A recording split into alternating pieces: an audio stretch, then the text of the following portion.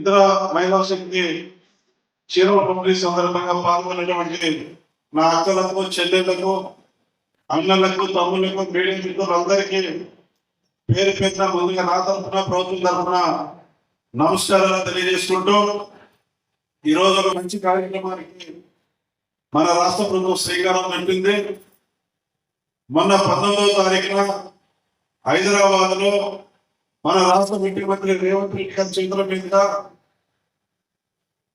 November 19వ తారీఖు అంటే ఇందిరాగాంధీ జయంతి రోజున హైదరాబాద్ లో ఇందిరమ్మ చీరల పంపిణీ కార్యక్రమం పథకాన్ని ప్రారంభిస్తూ శ్రీకారం చుట్టారు మన ముఖ్యమంత్రి రేవంత్ రెడ్డి గారు.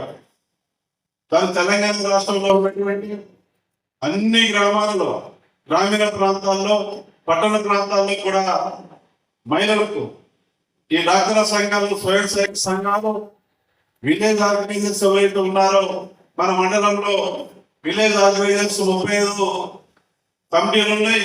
అదేవిధంగా సెల్ఫ్ హెల్ప్ గ్రూప్ స్వయం సహాయక సంఘాలు కూడా 759 మంది ఉన్నారు.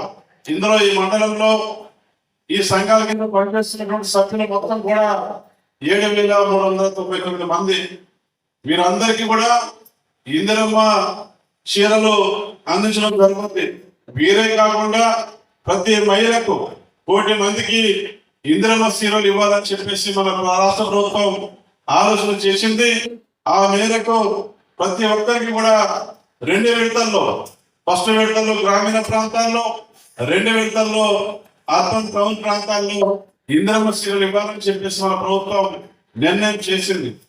మరి వాళ్ళ ఇందిరమ్మ చీరలు కూడా చేనేత వాళ్ళతో నేసిన తర్వాత వాళ్ళకి ఆర్డర్స్ ఇచ్చి చీరల్ని వాళ్ళకి మంచి డిజైన్ చేసి చక్కటి చీరల్ని మన ఆడబిడ్డలకి ఇవ్వడానికి మన ప్రభుత్వం ముందుకు వచ్చిన సందర్భంలో ఈ రోజు కార్యక్రమాన్ని మనం జరుపుకుంటా ఉన్నాం.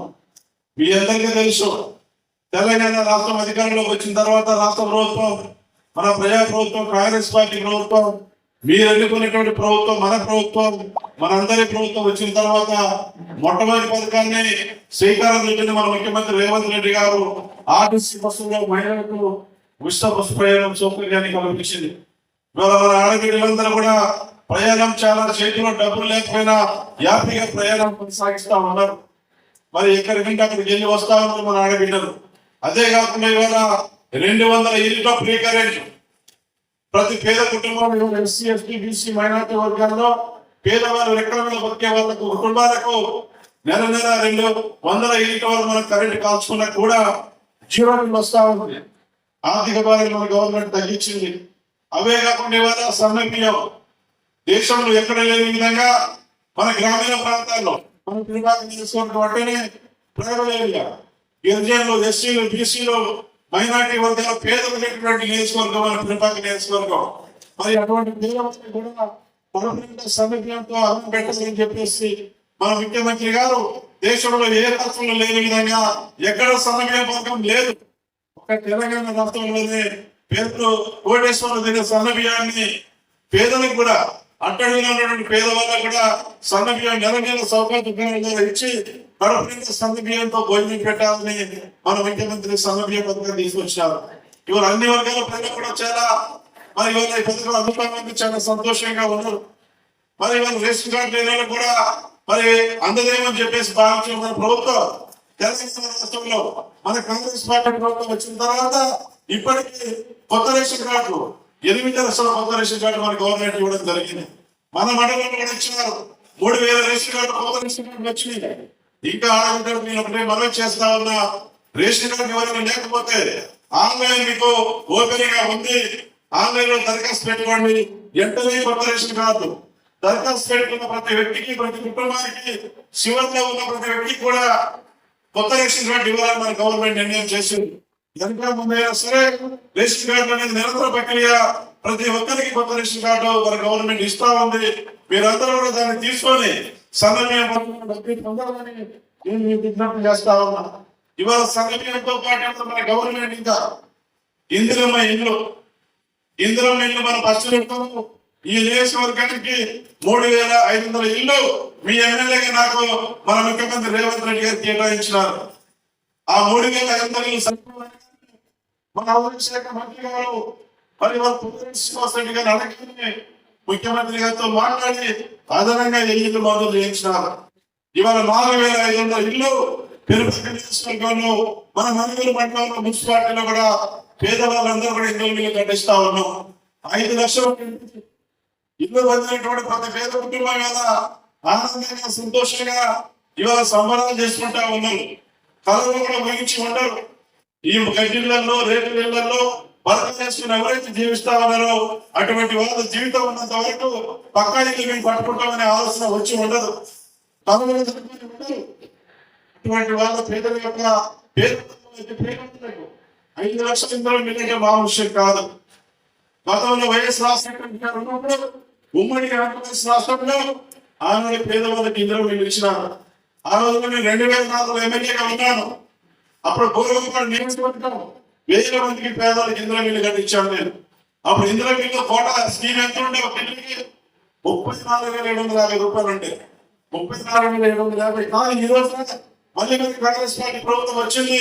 మన ముఖ్యమంత్రి రేవంత్ రెడ్డి గారి సారథ్యంలో ఆర్థికంగా ఉన్న పేదవాళ్ళకి 5 లక్షలు ఇచ్చి మనం ఇంటి కట్టిస్తా ఉన్నాం. మళ్ళీ తిరిగి పట్టుడు ఉండదు. తిరిగి ఎవరు కట్టే అవకాశం లేదు.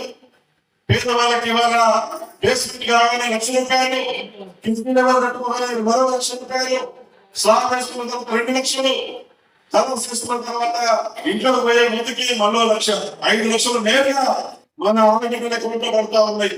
మధ్యదారు లేదు, దోపిడీదారు లేదు. ఎంతో పారదర్శకంగా మీ అకౌంట్ లోనే డబ్బులు పడతా ఉన్నాయి. ఈ పథకం 5 లక్షల పథకం కూడా దేశంలో ఏ రాష్ట్రంలో లేదు. ఇది గమనించాలి. నా అక్కలు చెల్లెలకు నేను మనం చేస్తా ఉన్నా. మన కాంగ్రెస్ పార్టీలతో గతంలో ఉన్నప్పుడు ఇచ్చింది. మళ్ళీ ఈ రోజు మీరు కాంగ్రెస్ పార్టీలతో కావాలని కోరుతున్నారు. మళ్ళీ వాళ్ళ పేదలకి ఇందులో మీరు వస్తా ఉన్నాయి. మళ్ళీ రేపు మార్చిలో బడ్జెట్ సమావేశాలు ఉన్నాయి. బడ్జెట్ సమావేశాలు కాగానే మళ్ళీ మీ ఎమ్మెల్యేగా నాకు మరో 3,500 వస్తాయి. మొన్న రాజవారికి ఇస్తాను, నెక్స్ట్ ఇస్తాను. ఇంతల వారిగా ఇందులో మీరు వస్తా ఉంటాయి. ప్రతి ఒక్కరికి ఇవాళ ఆరోగ్య సాక్షిగా ఇందులో సీరాలు పంపిణీ సాక్ష్యాన్ని తెలియజేస్తా ఉన్నా.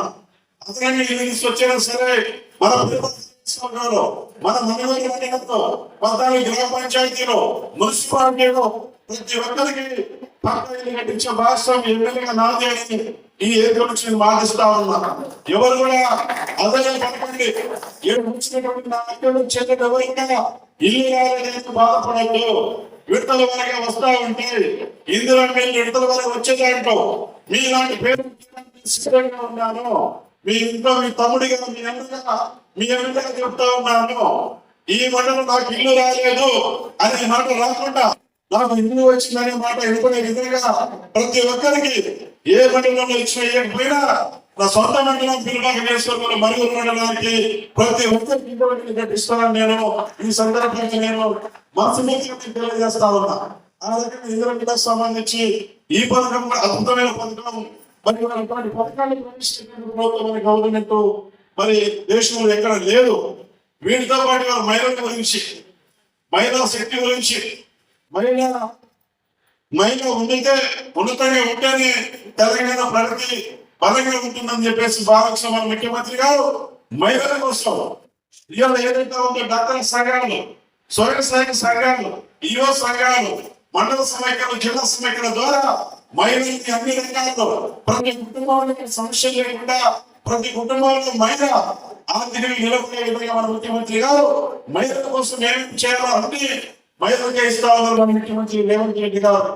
ఇవాళ మహిళా సంఘాలకి ఇవాళ నేను ఏదైతే ఆర్టీసీ బస్సు గురించి మాట్లాడుతూ చెప్పినారు. ప్రతి ఒక్క